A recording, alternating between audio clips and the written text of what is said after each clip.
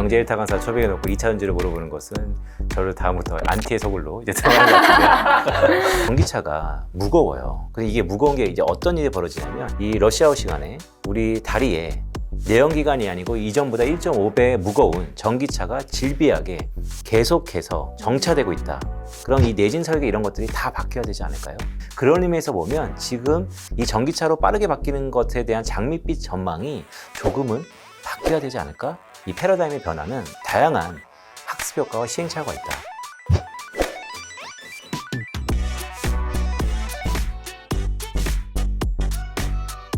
두 번째 헤드라인 보겠습니다. 두 번째는 투자 얘기예요. 현재 시장 투자 난이도는 100점 만점에 몇 점일까요? 네, 100점입니다. 왜요? 변수가 너무 난무해요. 그리고 저 여의도 생활부터 쭉 시작하면 20년 좀 안 했는데 뭐 늘상 틀려왔지만 이번에 더 틀리는 것 같아요. 그만큼 저는 이제 구독형 경제 전망을 하는데요. 다양한 근거와 가정을 데리고 가정을 감안해서 전망을 합니다. 가정이 잘 안 변하면 전망이 맞을 확률이 높고요. 가정이 자주 변하면 전망을 자주 해야 돼요. 어떻게 보면 구차하지만 어떻게 보면 또 노력상이 있는 것이죠. 그만큼 최근에 들어서 이 변수가 난무하다라는 측면에서 난이도는 매우 높은 것 같습니다. 그렇다면 지금 근데 투자하기에는 그럼 좀 좋지 않게 보시는 거죠? 오히려 또 투자하기 좋다고 보시는 분도 있더라고요. 조금 변수가 난무하고 이럴 때 오히려 맞아요. 투자를 해야 제대로 배운다. 맞아요. 제대로 배운다는 것보다는 항상 역발상이라는 것이죠. 자, 지금의 투자 난이도가 가장 높다는 것은 최근에 반도체 경기의 턴어라운드랑 비슷해요. 왜냐하면 반도체가 왜 올라가는 거라고 본다면 이미 반도체 기업들의 실적이 2분기가 바닥이라는 것은 대부분 컨센서스예요. 그러면 더 이상 안 좋아진다는 걸 깔고 있는 것이죠. 여기서 우리가 선택해야 될 것은 옆으로 길 거냐 아니면 올라갈 거냐예요. 그런데 촉매제가 있다면 확률적으로 올라갈 수 있는 촉매제가 마련되는 게 투자의 적기라는 것이죠. 따라서 그런 의미에서 보면 투자 난이도가 매우 높고 변수도 많은데 우리가 셀 수 있는 변수라면 그 변수가 상수가 된다면 오히려 진입할 수 있는 적기다라고 할 수 있겠어요. 하지만 이런 것들은 투자의 전문가라든지 아니면 자기가 스스로 컨트롤할 수 있는 사람만이 영역이고요. 대부분 사람들은 잘 투자 철학이 없거나 아니면 희미하거나 뭔가 정보의 소스도 시원치 않은 판에 투자를 하시는 분들이 많아요. 그런 의미에서 보면 보수적으로 하라는 것이 모든 것을 확인하고 천천히 해도 늦지 않다라는 말씀을 드리는 겁니다. 아니 그러면 눈여겨 조금 봐야 할 종목이나 자산이 있다면 조금 설명해 주세요. 저는 기업 전문가는 아닙니다. 그래서 기업에 대해서 추천할 때 좀 조심스러운데 그래도 한국 경제와 가장 연동되어 있는 것 중에 하나가 또 반도체예요. 반도체는 근데 잘 보셔야 됩니다. 저는 반도체를 미국의 안보 자산의 변화로 해석을 합니다. 조금 심오할 수 있는데 말씀드리면 미국의 안보 자산이라는 게 있어요. 안보 자산은 미국 국가의 안보와 직결된 자산이기 때문에 이 자산을 지키기 위해서 미국은 그 어떠한 비용도 감수합니다. 과거의 미국의 안보 자산은 석유였어요. 따라서 미국이 중동 지역에서 했던 플레이들은 우리에게 많은 것들을 시사합니다. 최근에 바이든 행정부가 바뀌면서 미국의 안보 자산이 반도체로 바뀌었어요.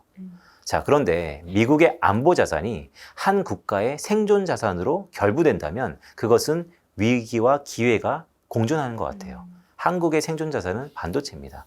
그런 의미에서 위기와 기회가 공존한다라는 말씀을 드리고 반도체를 미시적으로 봤을 때는 이미 반도체 기업들이 2분기의 실적에 대한 우려가 대부분 바닥이다라는 컨센서스가 자리하고 있기 때문에 앞으로 반도체에 대한 긍정적인 뷰는 사실입니다. 따라서 반도체가 시계를 좀 길게 보고 간다면 오히려 지금 시점에서는 기회일 수 있다라는 말씀을 드리면서도 미국의 안보 자산이 반도체로 바뀌었기 때문에 중동 지역에서의 사우디가 현재 미국과의 관계가 녹록지 않은 것을 감안해 봤을 때 우리도 지금은 미국이 필요하니 그 밸류체인상의 한국에 러브콜을 보내지만 한국도 사우디와 같을 수 있는 가능성을 가지고 있다는 측면에서 꽤 중요한 시사점이 있다고 할 수 있겠습니다. 반도체 얘기를 해주셔서 바로 또 다음 질문 반도체로 가볼게요. 삼성전자와 SK하이닉스가 조금 주가가 오르는 듯한 움직임이 나타나고 있습니다. 지금이라도 조금 사도 될까요? 더 들어가도 될까요? 이미 이 코너를 보시는 분들은 대부분 반도체를 포트폴리오에 담으셨거나 아니면 만지작거리실 것 같아요. 디램 가격에 100% 연동되어 있는 게 하이닉스고요. 그 외에 이외에 포트폴리오를 갖고 있는 게 삼성전자이죠. 전반적으로 반도체 산업과 연동이 됩니다. 따라서 지금은 대부분 심리가 바닥은 다졌다. 이제는 업사이드만 보고 있는데 그 업사이드가 한 달 뒤에 나타날지 6개월 뒤에 나타날지 그 시점을 우리가 얼마나 프라이싱 하는가에 따라서 각자의 포지션에 따라서 해석하시면 될 것 같아요. 하지만 제가 드릴 수 있는 메시지는 반도체의 큰 얼개에서 바닥을 다지고 있고 이제는 업사이드가 열려 있는 건 사실이다. 하지만 이게 정치적으로 봤을 때 미국의 안보 자산이라는 것으로 결부시켜 본다면 과연 우리에게 언제까지 기회만 있을 수 있을까에 대해서 의구심은 한 번쯤은 꼭 생각해보고 투자하자라는 말씀을 드립니다. 바닥을 다지는 중이니까 지금 들어가기에 적기라고 표현해도 될지 모르겠지만 네, 기자님이 돈이 많으셨어요. 왜냐하면 이 바닥이 오랜 기간 횡보하면 어떤 일이 벌어지냐면 과거 같으면 바로 바이콜이에요. 왜냐하면 저금리였잖아요. 지금은 금리가 높기 때문에 그 기간 동안 코스트가 발생하는데 이전에 비해서 배로 높은 코스트를 지불해야 된다는 것이죠. 따라서 자산가일수록 그 시간조차 기다릴 수 있다는 사람들은 지금 편히 플레이하는 것이고요. 하지만 그 시기가 짧은 사람들은 되게 신중해야 된다는 것이죠. 이전에 비해서 금리가 상당히 높다라는 것을 관감은 안 될 것 같습니다. 2차 전지 시장 전망에 대해서 한번 설명해 주세요. 네. 이거는 꼭 편집하지 말아주세요. 경제 일타 강사 초백에 놓고 2차 전지를 물어보는 것은 저를 다음부터 안티의 소굴로 이제 들어가는 것 같은데 일단 2차 전지는 주도주죠. 주도주라는 것은 트렌드입니다. 여러 가지 통계가 얘기하고 있습니다. 과거 주도주가 우리 한국 시장에서 코스피, 코스닥 시장에서의 비중이 두 자릿대를 크게 넘어간 적이 없어요. 그런 의미에서 보면 많이 목에 찼다라는 것도 있는 것이죠. 하지만 2차 전지의 수요단에서 보면 최근 내연기관과 전기차에 큰 변화가 있습니다. 근데 어떠세요? 전기차가 편리할 것 같으세요? 전기차 타고 있는. 그래요? 우와, 엄청난데요? 전기차를 타고 있다고요? 그러면 갑자기 물 좀. 네, 전기차 타고 계시구나. 네, 꼭 편집하지 말아주세요. 네. 전기차를 타시면 불편하지 않으세요? 충전이나 아니면 한번 갈 때 그래도 완충 거리가 길어야 700km. 근데 저는 사실 멀리 갈 일이 별로 없고 출퇴근요? 네, 출퇴근도 하고 만족해요. 네네. 그러니까 이렇게 말씀드릴게요. 제 주변에도 전기차를 많이 사기 시작하지만 불편함이 항상 있어요. 그러니까 아직 인프라가 마련되지 않는 상황에서 미리 수요가 촉진되고 있다는 것이죠. 자, 연속성이 얼마나 있냐에 따라서 2차 전지 배터리에 대한 전망도 달라질 것 같아요. 지금은 무한히 커질 것이라는 기대감이 상당 부분 있는 것이죠. 물론 성장성도 그렇습니다. 하지만 어떤 얘기를 좀 드리고 싶은 거냐면 전기차가 무거워요.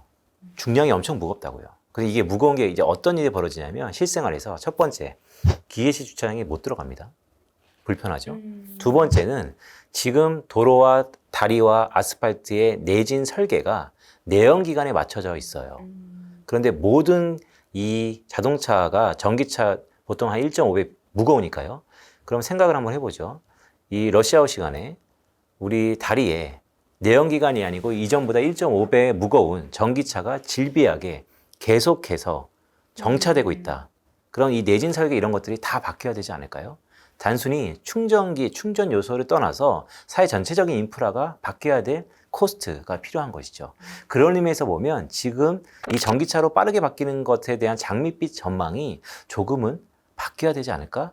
라고 생각을 합니다. 그런 의미에서 보면 2차 전지에 괄목할 만한 전망 중에 이런 내연기관에서 전기차의 빠른 변화가 가정에 들어갔다면 저는 오히려 이전보다는 조금은 생각할 게 많아지지 않을까라는 의미에서 2차 전지에 대한 향방도 그런 부분으로 조금 답변을 대신할 수 있지 않을까라고 생각을 합니다. 새로운 시각이신 것 같아요. 2차 전지 얘기를 저희가 좀 다뤄왔는데 이 시간에서 처음 들어보는 시선과 시각이세요. 저는 늘상 새롭습니다.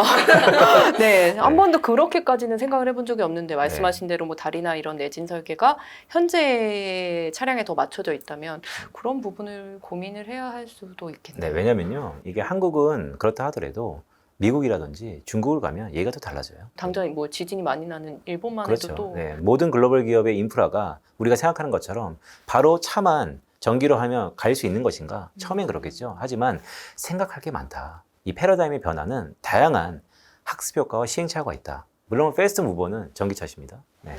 하겠지만 네, 저는 아직 내연기관입니다. 6월 이후에 이제 금값에 대한 기대감도 있습니다. 안전자산에 대한 전망은 좀 어떻게 보실까요? 금이 대표적인 안전자산이죠. 그 중에서도 특징은 인플레이션 해칭 수단이에요. 결국 물가가 높아지면 금에 대한 유인이 높은 것이죠. 자, 저희가 일타 강사 채널에는 처음 왔지만 지난해 연말부터 금을 상당히 포트폴리오에 꼭 담자라는 말씀을 드렸어요. 당시 온스당 1,500불이었는데 지금 2,000불을 훨씬 넘었죠. 자, 많이 올라왔습니다. 여전히 금은 매력적이다 라는 말씀을 드리고 있어요. 다양한 해석이 있겠죠.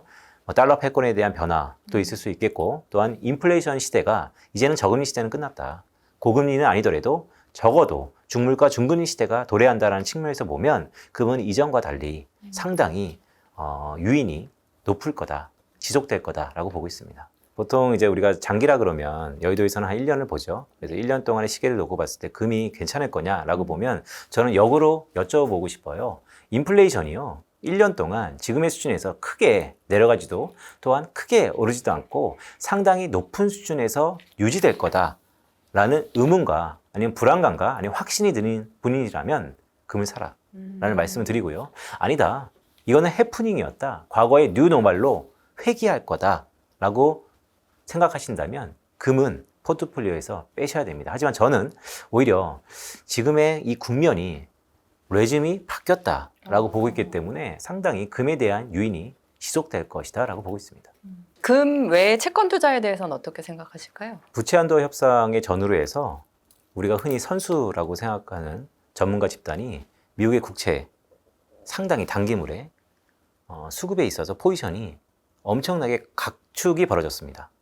왜냐하면 오버슈팅 했었기 때문이죠. 아시는 것처럼 채권 가격은 금리와 반대예요. 국채가 발행한다 그러면 미국 기준입니다. 한국도 추경 얘기가 나오긴 하지만 미국 국채가 발행한다는 것은 채권 금리 상승 요인이에요. 그럼 가격은 하락하는 것이겠죠. 하지만 지금의 채권 가격이 얼마나 반영되는가가 좀 더 변수일 것 같아요. 따라서 단기적으로 봤을 때 채권 가격은 하락할 개연성이 높아 보입니다. 그러니까 금리가 상승한다는 것이죠. 하지만 중장기적으로 한번 보죠. 물론 장기물이 중요한 것이니까. 장기물은 우리 단기 금리와 플러스 리스크 프리미엄의 합산이거든요. 그러면 단기 금리, 결국 지금의 기준 금리가 인하하지 않고서는 장기물 금리가 쉽게 크게 빠질 가능성이 적어요. 따라서 또 돌고 돌아서 채권의 전망은 단기 금리의 전망이다라고 볼 수 있고요. 저는 여차하면 미국 기준으로 올해 하반기에도 금리를 조금은 낮출 가능성도 있다라고 생각을 하고 채권의 투자에 대해서 조그만 힌트를 드리겠습니다. 이런 무거운 부동산이 최근 들어서 30% 정도까지 빠졌다가 최근에 10%포인트 정도 반등했어요. 자, 여기서 이제 의견이 분분한 상태인 것이죠. 다시 내려갈 거다, 아니면 이제는 바닥을 봤다. 부동산은 로케이션. 가격에 영향을 미치는 것은 위치고, 또한 수요와 공급에 의해서 보면 공급에 따라서 가격은 정해집니다. 부동산을 볼 때 올해 특히 중요한 것은